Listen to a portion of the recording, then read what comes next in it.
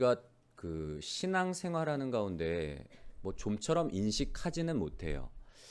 그런데 우리가 말씀을 들을 때, 오늘 예배를 드리러 오셔서 이제 말씀을 들을 때에 우리가 어떤 전제를 우리가 이제 배경으로 깔고 있는가 하면 어, 내가 비록 그 열심 있는 크리스천은 아니지만, 그리고 내가 생각할 때 그렇게 썩 좋은 크리스천은 아니라고 그렇게 생각할 수 있지만, 그 배경, 우리가 말씀을 들을 때 뭘 전제로 나름대로 말씀을 듣는가 하면 나는 구원받은 하나님의 자녀다라는 그런 생각들이 나름대로 있어요. 내가 비록 뭐 교회에서 열심히 봉사하지 못하고 내가 생각할 때도 점수를 매긴다면 그렇게 높은 점수를 줄 수 없는 크리스찬이지만, 적어도 말씀을 들으러 나올 때는 우리가 하나님의 자녀다, 구원받은 하나님의 자녀다라는 생각들을 뭐 무의식 중에 다 갖고 있단 말이에요. 근데 오늘 우리뿐만 아니라 오늘 말씀에 등장하고 있는 제사장들과 바리새인들도 이런 전제를 바탕으로 신앙생활을 하고 있어요. 이 제사장들과 바리새인들은 어떤 생각이 있었는가 하면, 우리는 아브라함의 자손으로 하나님의 선택을 받은 백성이다라는 그런 어떤 신앙적인 전제가 이들 밑에 깔려 있단 말이에요. 이들이 이렇게 생각하는 이유는 혈통으로 봤을 때는 정말 아브라함의 자손이에요. 족보를 이렇게 거슬러 올라가 보면 아브라함의 자손일 뿐만 아니라, 그리고 언약 백성으로서 징표인 율법과 할례를 지켜 행하고 있기 때문에 이 제사장들과 바리새인들은 스스로를 가리켜서 우리는 아브라함의 자손일 뿐만 아니라 하나님의 선택을 받은 하나님의 거룩한 백성이다라는 그런 전제를 가지고 신앙생활을 하고 있었음을 우리가 볼 수 있는데요. 근데 중요한 건 이들의 어떤 그 평가가 아니라, 자신들의 평가가 아니라, 예수님께서는 이 제사장들과 바리새인들에 대해서 뭐라고 평가를 내리는가 하면, 너희는 너희 스스로를 가리켜서 아브라함의 자손이다라고 그렇게 자부할지 모르지만, 그러나 실상은 너희는 누구의 자녀라고요? 거짓의 아버지인 마귀의 자녀다라고 그렇게 충격적인 평가를 내리세요. 너희는 스스로를 가리켜서 아브라함의 자손이라고 자부할지 몰라도 실상 너희는 아브라함의 자손이 아니라 거짓의 아버지인 마귀의 자녀다라고 그렇게 이야기를 하세요.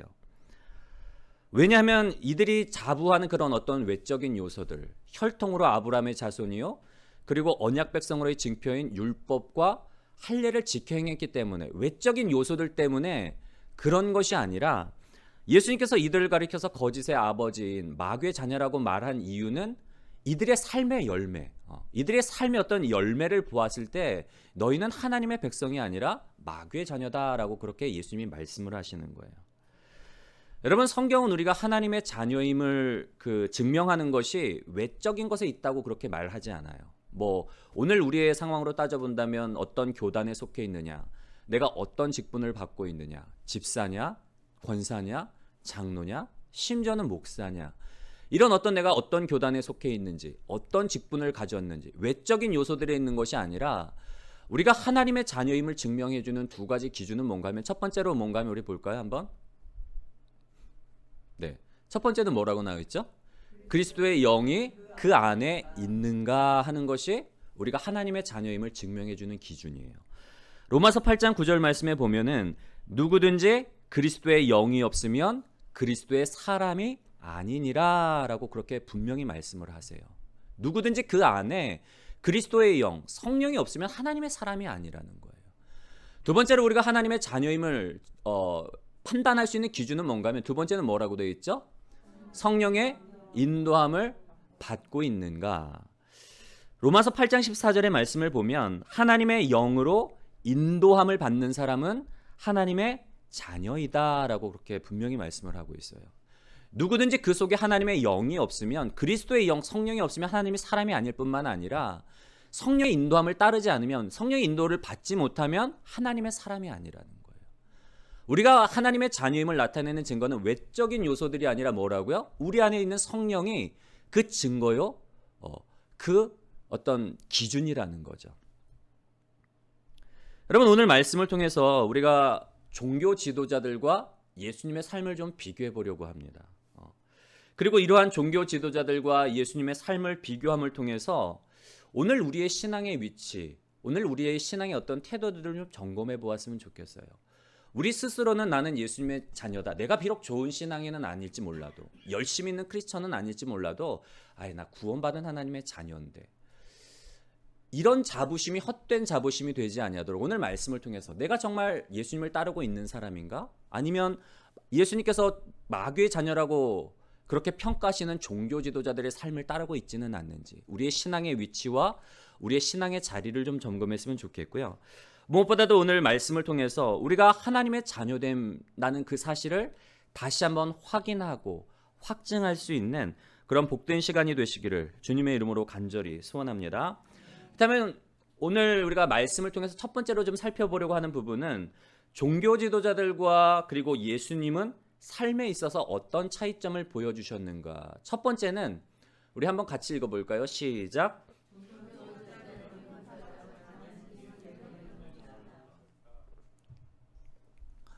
네, 종교 지도자들과 예수님의 삶의 차이점. 첫 번째 차이점은 뭔가 하면 종교 지도자들은 움켜잡았지만 예수님께서는 내려놓으셨다는 거예요. 오늘 말씀은 이제 죽은 지 나흘이나 지난 나사로를 예수님께서 살리신 이후에 그 사건들에 대해서 일어난 일들에 대해서 기록을 하고 있는 말씀인데요. 나사로가 죽자 이제 그 슬픔에 잠긴 그 마르다와 마리아를 위로하기 위해서 예루살렘으로부터 많은 유대인들이 이 베다니에 찾아와요. 예루살렘과 이 베다니는 그렇게 멀리 떨어져 있지 않기 때문에 뭐 한 2점 몇 킬로 이렇게밖에 떨어져 있지 않기 때문에 마르다와 마리아를 위로하기 위해서 많은 사람들이 찾아왔는데, 그런데 예수님께서 그곳에서 죽은 나사로, 이미 죽은 지 사흘이나 지나서 냄새가 나고 썩어 문드러진 그 나사로를 살리는 기적을 보고서 많은 유대인들이 예수님을 그리스도로, 예수님을 메시아로 영접하는 사건들이 일어나요. 이전까지만 해도 예수님을 부정하고 예수님에 대해서 어떤 좀 메시아로 인정하지 않았던 사람들도 죽었던 나사로를 살리시는 그 기적, 그분이 예수님이 도대체 누구간데 이 죽은 나사로를 살리셨을까? 그러면서 이분이 정말 메시아구나. 하나님이 보내시지 않고는 이런 기적을 행할 수가 없는데 죽은 나사로를 살린 걸 보니까 이분이 정말 메시아구나. 그러면서 많은 사람들이 예수님을 믿었다라고 성경은 그렇게 기록을 하고 있어요. 많은 유대인들이 예수님을 믿었지만, 그런데 오늘 말씀은 뭘 기록을 하고 있죠? 어떤 사람들이 이 일어난 기적을 제사장들과 바리새인들에게 이야기를 해요. 그러자 이 종교 지도자들, 제사장들과 바리새인들이 급하게 공의회를 소집을 해요. 여러분, 이 종교 지도자들과 바리새인들이 급하게 공의회를 소집한 이유는 뭐죠? 47절부터 48절에 나와 있는데 제가 읽어보겠습니다. 47절과 48절의 말씀을 보면, 이에 대제사장들과 바리새인들이 공회를 모으고 이르되 이 사람이 많은 표적을 행하니 우리가 어떻게 하겠느냐? 만일 그를 이대로 두면 모든 사람이 그를 믿을 것이요, 그리고 로마인들이 와서 우리 땅과 민족을 빼앗아가리라 하니 라고 그렇게 기록을 하고 있어요. 예수님이 죽은 나사로를 살리신 그 기적을 통해서 많은 유대인들이 믿었지만, 그런데 정작 종교 지도자들, 바리새인들과 제사장들은 급하게 공의회를 소집해서 회의를 한 이유가 뭔가 하면, 이 예수라는 사람이 이전에도 많은 기적을 행해서 많은 사람들이 이 예수라는 자를 따랐는데, 그런데 결정적으로 죽은 나사로를 살리는 기적을 보고 이제는 모든 사람들이 그를 따르게 됐다는 거예요. 큰일 났다는 거예요. 왜냐하면 이 예수를 그대로 놔뒀다가는 많은 사람들이 이를 따르다가 결국에는 로마 사람들이 우리의 땅과 민족을 빼앗을 것이기 때문에 이 예수를 죽여야 된다는 거예요. 여러분, 이 말씀만을 놓고 본다면 종교 지도자들이 굉장히 애국자인 것처럼 보여요. 왜냐하면 이 예수라는 사람을 그대로 놔뒀다가는 로마 사람들이 와서 우리의 땅과 민족을 빼앗아갈 것이기 때문에 이 예수라는 자를 제거해야 된다. 말씀만 놓고 본다면 이 종교 지도자들과 이 바리새인들과 제사장들이 굉장히 애국자들인 것처럼 보이지만, 그 배경을 놓고 보면은 그렇지 않다는 것을 좀 살펴볼 수가 있는데요.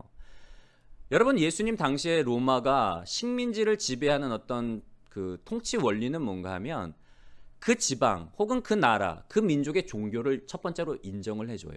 그들이 믿고 있는 신들을, 그들이 믿고 있는 종교를 그대로 믿을 수 있도록 그렇게 자유를 주고, 그리고 정치적으로도 나름대로 자치권을 인정해 주는 거예요. 로마 정부의 어떤 큰 틀에서 봤을 땐 로마 정부의 지배를 받고 있지만, 자치적으로 스스로 다스릴 수 있는, 통치할 수 있는 어떤 자치권을 허락해 줬단 말이에요.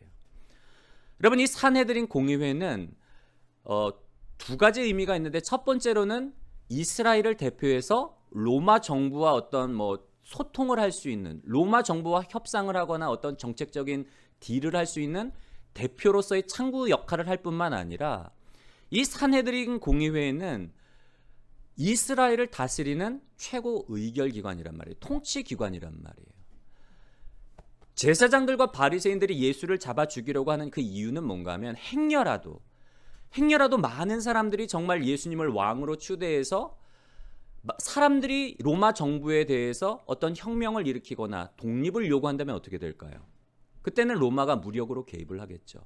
군사적으로 제압을 하고 탄압을 할 뿐만 아니라 이전까지 인정해줬던 종교의 자유에 대해서, 그리고 이들이 가지고 있었던 그 권력에 대해서 빼앗아갈 것이기 때문에, 이들이 예수님을 죽이려고 한 이유는 애국자이기 때문에, 나라와 민족을 걱정해서가 아니라 자기가 가지고 있는 권력과 지위를 잃어버릴까 봐 예수님을 죽이려고 했던 거예요. 여러분, 오늘날 우리의 모습은 어떤가요? 우리가 우리 집 주변에 장애인 시설이나 아니면 어떤 환경 관련 시설들, 폐기물 처리장이나 아니면 이런 어떤 재활용 센터들이 들어오면 어떻게 하죠? 할렐루야 환영합니다 하고 이렇게 맞아주시나요? 머리띠 두르고 그때부터는 지인 꽹가리 치면서 난리 나잖아요. 결사 반대, 투쟁 이러면서. 그럼 반대하는 이유가 뭐죠? 한 번도 경험하지 않으셔서 집값 떨어질까봐, 꼭 필요한 시설임에도 불구하고 우리 집값 떨어질까봐 반대를 하잖아요. 여러분, 반대하는 분들 중에 크리스찬이 없을까요? 정부 시설이나 아니면 어떤 복지 시설이 아닌, 그러면 우리가 교회가 만약에 들어선다면 여러분 어떨까요?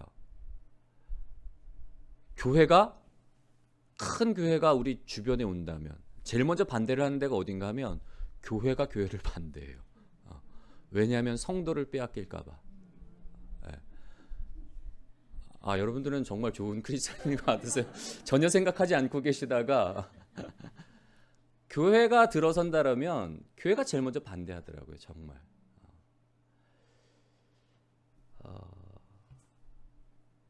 여러분, 우리는 오늘 이 종교 지도자들의 모습과 별반 다르지 않는 모습들을 우리의 모습 속에서 살펴볼 수가 있어요. 종교 지도자들은 자기가 가지고 있는 그 알량한 권력과 그 지위를 놓치지 않기 위해서 예수님을 죽이려고 했는데, 그들의 삶의 열매가 하나님의 자녀로서의 열매가 아닌 거예요. 그렇게 자기들의 권력을 놓지 않으려고 누군가를 죽이고 어떻게 해서든지 아등바등 이 권력을 지키려고 했는데, 반면에 예수님은 어떠셨죠? 빌립보서 2장 5절부터 11절의 말씀을 보면, 너희 안에 이 마음을 품으라. 곧 그리스도 예수의 마음이니 그는 근본 하나님의 본체시나 하나님과 동등됨을 취할 것으로 여기지 아니하시고 오히려 자기를 비워 종의 형체를 가지사 사람들과 같이 되셨고, 사람의 모양으로 나타나사 자기를 낮추시고 죽기까지 복종하셨으니 곧 십자가에 죽으심이라. 이러므로 하나님이 그를 지극히 높여 모든 이름 위에 뛰어난 이름을 주사 하늘에 있는 자들과 땅에 있는 자들과 땅 아래에 있는 자들로 모든 무릎을 예수의 이름에 꿇게 하시고 모든 입으로 예수 그리스도를 주라 시인하여 하나님 아버지께 영광을 돌리게 하셨느니라. 아멘. 예수님에 대해서 이 마음을 품으라는 거예요. 너희는 그리스도 예수의 마음을 품는데, 그 마음은 어떤 마음인가 하면 자기를 비우고 자기를 낮추사 종의 형상을 취하셔서 죽기까지 복종하셨던 것처럼 그 마음을 품으라는 거예요. 여러분, 예전에 그 출판되었던 책들 중에 어떤 책이 있었는가 하면, 내가 정말로 알아야 할 모든 것은 유치원에서 배웠다라는 그런 책이 있었어요. 꽤 오래전에 나온 책이에요. 로버트 풀검이라는 분이 내가 정말로 알아야 할 모든 것은 유치원에서 배웠다라는 책을 쓰셨는데, 우리가 삶을 살아가는 데 있어서 가장 기본적인 어떤 지혜와 원칙들은 다 이미 유치원에서 배우는 내용들이라는 거예요. 여러분 오늘 우리 어릴 때를 한번 좀 떠올려 보셨으면 좋겠는데, 어려서부터 이제 신앙생활을 하셨던 분들, 주일학교를 다녀셨던 분들은 그 찬양 기억나실 거예요. 사랑은 참으로 버리는 것. 기억나시나요? 사랑은 참으로 버리는 것, 버리는 것, 버리는 것. 사랑은 참으로 버리는 것, 더 가지지 않는 것. 이상하다 동전 한 입 움켜잡으면 없어지고, 쓰고 빌려주면 풍성해져 땅 위에 가득 차네. 오! 그 찬양 기억나시잖아요. 예. 이미 다 우리 어릴 때부터 배웠단 말이에요. 찬양을 통해서. 사랑은 뭐라고요? 참으로 뭐 하는 거라고요? 움켜잡는 것이 아니라 버리는 것이라는 거예요. 예수님이 그걸 몸소 보여주셨다는 거예요. 자기를 비우고 자기를 낮추사 우리와 같은 인간의 형상을 입고 오셔서 죽기까지 우리를 사랑해 주신, 움켜잡은 게 아니에요. 하나님의 지위, 하나님의 영광, 하나님으로서의 어떤 신적인 권위를 움켜잡으신 게 아니라 자기를 다 비우시고 우리와 같은 인간, 종의 형상을 입고 우리를 위해서 아낌없이 포기하신 그 예수 그리스도. 여러분, 우리가 예수님을 따라 종교 지도자들처럼 움켜잡는 사람들이 아니라 예수님을 따라 사랑하기 때문에 기꺼이 희생하고 포기하고 나눌 수 있는 진정한 예수님의 제자들이 되시기를 주님의 이름으로 간절히 소원합니다. 두 번째로 종교 지도자들과 예수님의 삶은 어떤 차이점이 있었는가 하면, 우리 한번 읽어볼까요? 시작.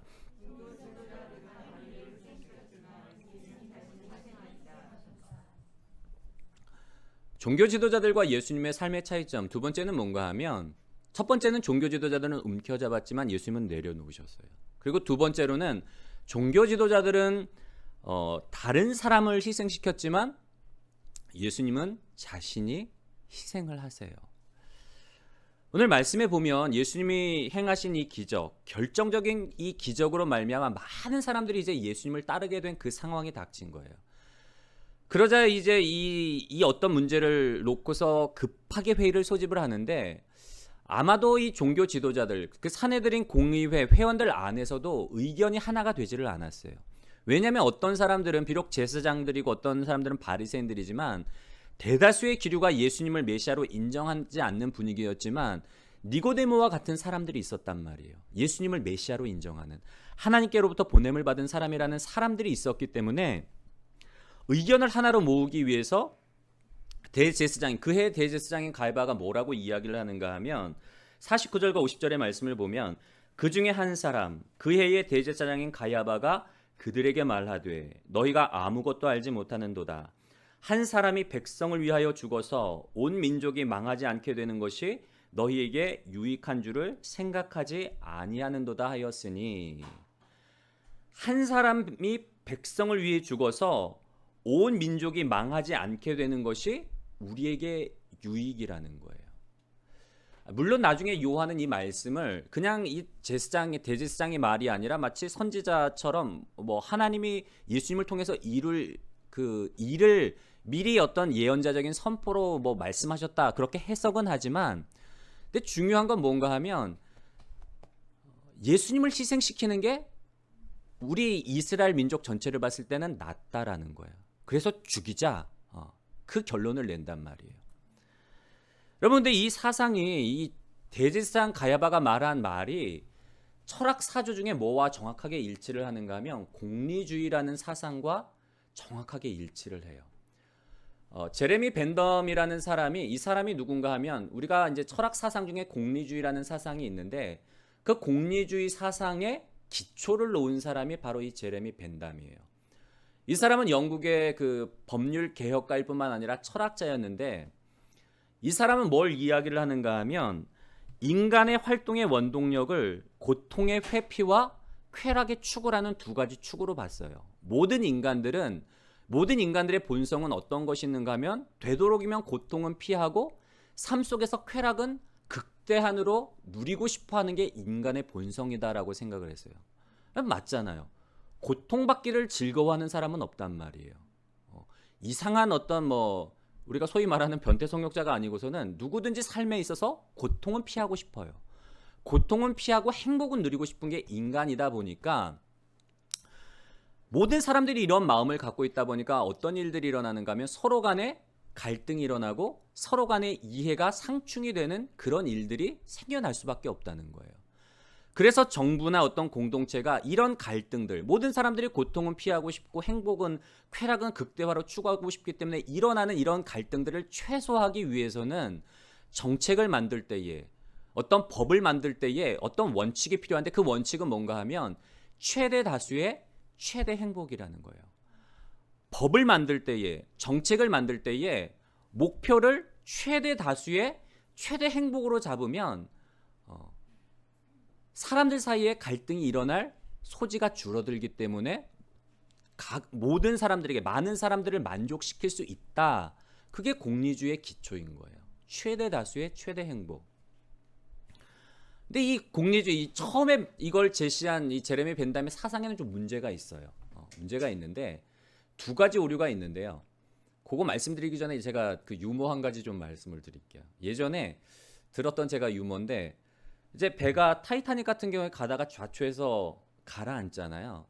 그래서 그 배에 타고 있던 이제 사람들이 구명정을 내려서 다 이렇게 탈출을 하는데, 마지막 남은 구명정보다 4명이 더, 정원이 더 많은 거예요. 그러면 어떻게 되죠? 4명은 누군가 4명은 어쩔 수 없이 구명정에 오르지 못하고 가라앉는 배와 함께 운명을 맞이해야 되는 상황인 거예요. 그러자 그 배의 선장이 끝까지 남아있다가, 내가 이 배의 선장이니까 나는 이 배와 함께 운명을 같이 하겠다고. 그러면서 이제 지원자 3명을, 누가 3명 정도만 지원자가 나와 함께 같이 이 배와 함께 운명을 같이 하자고 이야기를 했어요. 분위기가 비장하다 보니까 숙연해진 가운데 이제 어떤 영국 사람이 내가 자원하겠다고 그러면서 여왕 폐하 만세 하면서 그 차가운 바닷속으로 뛰어든 거예요. 그러니까 영국이라는 나라와 또 미국이라는 나라가 묘한 그 라이벌 관계가 있거든요. 그러니까 그 영국 사람이 자원해서 바다에 뛰어드는 모습을 보자 또 미국 사람이 미국이여 영원하라 하고 또 바닷속에 퐁당 빠져드는 거예요. 또 그 모습을 지켜보고 있던 또 한국 사람이 또 질세라. 우리는 또 지는 거 싫어하잖아요.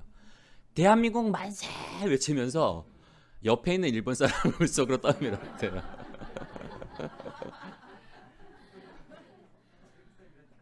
예, 웃자고 한 얘기인데 웃음 속에는 뼈가 있어요, 여러분. 이 제레미 벤덤이라는 이 철학자가 내세운 최대 다수의 최대 행복이라는 이 어떤 원칙 안에는 어떤 오류가 있는가 하면, 이제 철학자들이 두 가지 오류를 지적을 해요. 첫 번째로는 중요한 도덕적인 문제를 단순히 쾌락과 고통이라는 하나의 잣대로 평가하는 게 옳지 않다는 거예요. 두 번째로 중요한 오류는 뭔가 하면 공동체를 위해서 개인의 희생을 강요하다 보니까 인간의 존엄성과 개인의 어떤 권리를 중요시지 않게 여기는 그런 오류가 생기는 거예요. 공동체, 최대 다수의 최대 행복을 추구하다 보니까 개인의 어떤 개인으로서의 존엄성과 인간 그 개인 본연으로서의 존엄성과 권리를 무시해버리는 그런 오류가 생길 수가 있는 거예요. 그래서 나중에 존 스튜어트 밀이라는 사람이 이 제레미 벤담의 그 오류를 조금 수정해서 개인의 권리를 좀 보완할 수 있는 공리주의 사상을 제창하는데, 여러분 문제는 뭐라고요? 오늘 대제사장인 가야바가 한 말씀을 한번 보세요. 한 사람이 백성을 위해 희생하는 게 이스라엘 전체를 위해서는 유익인 것을 알지 못하느냐. 그렇게 이야기를 하잖아요. 예수 한 사람만 죽으면 온 백성이 평안하게 살 수 있는데 죽이자예요. 여러분 종교 지도자들은 누구를 희생시킨 거예요? 자기가 아니라 남을 희생시켰단 말이에요. 근데 예수님은 보세요. 예수님께서 나는 선한 목자라, 선한 목자는 양을 위해서 자기의 목숨을 내어주느니라. 선한 목자인 예수님께서는 우리를 위해서 생명을 내어주세요. 한 알의 밀이 땅에 떨어져 썩지 않으면 그대로 있지만 죽어서 썩어지면 많은 열매를 맺느니. 예수님께서 이 땅에 오셔서 십자가상에서 자기의 생명을 내어주셨기 때문에, 자신을 희생시켰기 때문에 누구든지 예수님 안에서 예수님을 믿으면 구원받고 하나님의 자녀가 되는 놀라운 생명의 축복을 우리에게 주셨단 말이에요. 여러분 종교 지도자들은 남을 희생시켰지만 예수님은 자신이 희생을 하신 거예요. 여러분, 우리의 삶은 어떤가요? 여러분, 희생하고 양보하고 포기하시면서 살아가고 계신가요? 굉장히 부끄러운 고백이지만 뭐 멀리서 찾지 않아도 돼요. 우리의 일상을 놓고 보면 저도 이렇게 차를 운전해서 가다가 이제 우회전 차량을 이제 많이 길이 이렇게 막 아침에 이제 출퇴근 시간 같은 경우에는 우회전 차량이 하나밖에 없어, 혹은 좌회전 차량이 하나밖에 없으면 줄이 길게 늘어서잖아요. 그러면 간혹 가다가 이제 뭐 고의인지 아니면 뭐 실수인지 길을 잘 몰라서 막 중간에 끼어들려는 차량들이 있어요. 그러면 여러분 양보하시나요? 저는 사실 괘씸해서 잘 안 내줄 때가 있어요. 나도 이렇게 오래 기다리고 있는데. 괘씸한 거예요. 얌체같이. 그 사람이 진짜 그런 건지 아니면 고의로 그런 건지 실수로 그런 건지 모르지만 그냥 끼워주기 싫은 거예요. 왜냐면 나는 이렇게 오랫동안 기다렸는데 중간에 끼어들어? 뭐 이런 경우들이 있잖아요. 그러면서 또 네가 양보해. 너 왜 양보 안 해? 내가 하면 되는데. 여러분, 그리스도 예수를 따르는 사람들은 어떤 사람들이라고요? 누군가를 희생하고 누군가의 헌신을 강요하는 게 아니라 내가 먼저 희생하고 내가 먼저 양보하고 내가 먼저 배려할 줄 아는 사람들이 진정한 그리스도의 제자라는 사실을 우리가 좀 기억하셨으면 좋겠고요. 예수님의 자신을 희생해서 자기의 몸을 들여서 우리를 구원하신 것처럼 우리도 작은 그 사랑의 씨앗들이 되어서 정말 이 땅 가운데 하나님의 나라를 이루고 죽어가는 많은 영혼들을 살리는 데 쓰임받는 복된 저와 여러분들이 되시기를 주님의 이름으로 간절히 소원합니다. 마지막 세 번째로 종교 지도자들과 예수님은 삶에 있어서 어떤 차이점을 보여주셨는가 하면 우리 한번 같이 읽어볼까요? 시작.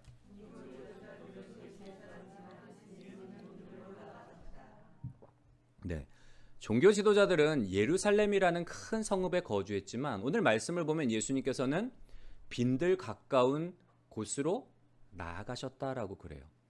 베다니에서 그런 큰 기적을 행해서 많은 사람들이 정말 예수님을 추대하고 오병이어 사건 이후에도 많은 사람들이 예수님을 왕으로 모시려고 했잖아요.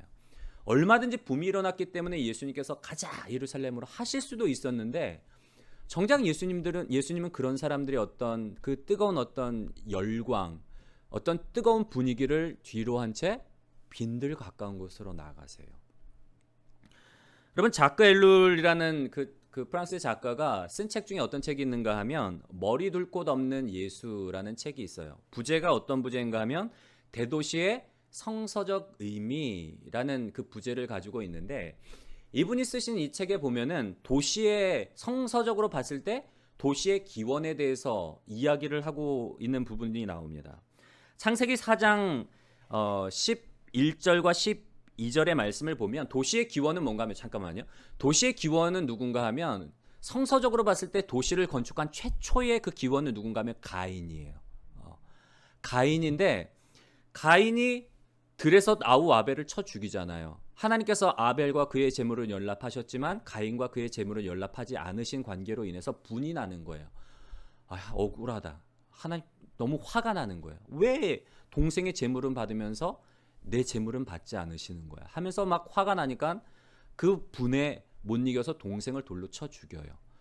그리고는 하나님이 그 가인에 대해서 어떤 심판의 말씀을 하시는가 하면 11절과 12절에 기록되어 있는데요. 보면은 땅이 그 입을 벌려 내 손에서부터 내 아우의 피를 받았은즉 내가 땅에서 저주를 받으리니 내가 밭을 갈아도 땅이 다시는 그 효력을 내게 주지 아니할 것이요 너는 땅에서 피하며 유리하는 자가 되리라. 그렇게 말씀을 하세요. 내가 동생의 그 무고한 피를 땅에 흘렸기 때문에 땅이 그 아벨의 피를 받아서 다시는 너를 위해서 어떤 축복의 열매를 거두지 않을 거다. 너는 땅을 유리하며 떠돌아다니는 방랑자가 될 것이다 라고 그렇게 심판의 말씀을 하신단 말이에요. 그러니까 가인이 뭐라고 읍소를 하죠? 하나님한테? 하나님, 내가 동생을 쳐 죽인 이제 죄인이 됐는데 살인자가 됐는데 나를 만나는 자마다 나를 죽이려고 하지 않겠습니까? 그래서 예수님이 가인에게 표를 주세요. 사람들이 너를 해하지 못하도록 내가 표를 주겠다. 그리고 가인의 표를 주신단 말이에요. 언뜻 이 말씀만을 놓고 보면 여러분 가인이 땅에서 유리하는 자가 되리라. 저주받은 인생처럼 보여요. 하나님의 심판으로 끝나는 것처럼 보여요. 근데 이 말씀 안에는 사실은 하나님의 보호하심이 있단 말이에요. 사람들이 가인을 죽이지 못하도록 표를 주실 뿐만 아니라 땅에서 유리하는 자가 되리라. 떠돌아다니겠지만 땅이 저주를 받아서 땅이 네가 행한 행동으로 인해서 뭐 좋은 열매를 거두지는 않겠지만 너는 그래도 내 인도와 보호 속에서 살아가게 될 것이다라는 거예요. 떠돌아다니는 인생이지만 그 인생 속에서 내가 함께 하겠다라는 어떤 약속의 말씀이 있단 말이에요. 심판으로 끝나지 않고 하나님이 그럼에도 불구하고 가인을 보호하시겠다는 거예요.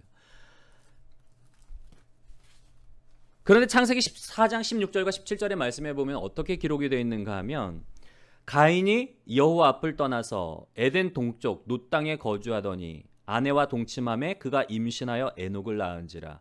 가인이 성을 쌓고 그의 아들의 이름으로 성을 이름하여 에녹이라 하니라. 비록 가인이 자신이 한 행동으로 인해서 떠돌아다니는 유랑자가 되겠지만 하나님은 보호하시겠다는 거예요.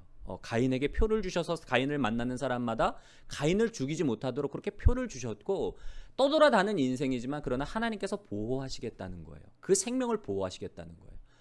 그런데 16절과 17절의 말씀에 보면은 가인이 뭐 했다 그랬죠? 여호와 앞을 떠나서 놋 땅에 거주하면서 그곳에 성을 쌓았다는 거예요. 여러분 이 도시의 성경에 나오는 도시의 최초의 건축자는 가인인데 이 자그엘룰이라는 사람이 말하는 도시의 의미, 가인이 쌓은 성의 의미는 어떤 의미가 있는가 하면 여호와의 보호하심을 뿌리치고 여호와의 보호하심을 떠나서 여호와 앞을 떠나서 자기가 자기 스스로를 위해서 성을 쌓는 거예요. 나 하나님의 도우심 필요 없어. 보호하심 필요 없어. 나 믿지 못하겠어. 그냥 내가 나를 위해서 나의 생명을 지킬 수 있는 내 목숨을 구하는 사람들로부터 나를 지킬 수 있는 내가 성을 쌓을 거야. 그거라는 거예요. 최초의 도시를 건축한 성을 쌓은 가인의 의도는 하나님의 보호하심을 버리고 자기 자신이 스스로를 지키기 위해서 성을 쌓았다는 거예요. 그러면서 도시의 역사가 어떻게 발달이 되는가 하면 창세기 10장 6절부터 12절의 말씀을 보면은 이런 말씀이 있습니다. 이들로부터 여러 나라 백성으로 나뉘어서 각기 언어와 종족과 나라대로 바닷가의 땅에 머물렀더라.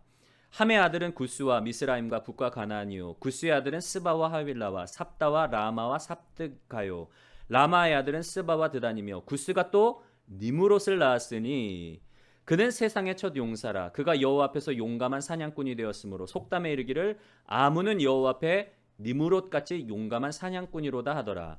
그의 나라는 시날 땅의 바벨과 에렉과 악갓과 갈레에서 시작되었으며 가인이 쌓은 성읍 최초로 가인이 도시를 이제 건설하게 되는데 그 도시가 어떻게 발달이 되는가 하면 니므롯 시대 저주받은 노아로부터 저주받은 함의 자손인 니므롯이 나라를 세우는 거예요. 시날 땅에 바벨과 에렉과 악갓과 갈레에서 그의 나라가 시작이 됐다는 거예요. 도시가 발달을 해서 나라가 되는데 여러분 니므롯이 바벨 이 시날 땅에 쌓은 바벨 뭐죠? 우리가 알고 있는 바벨탑인 거예요.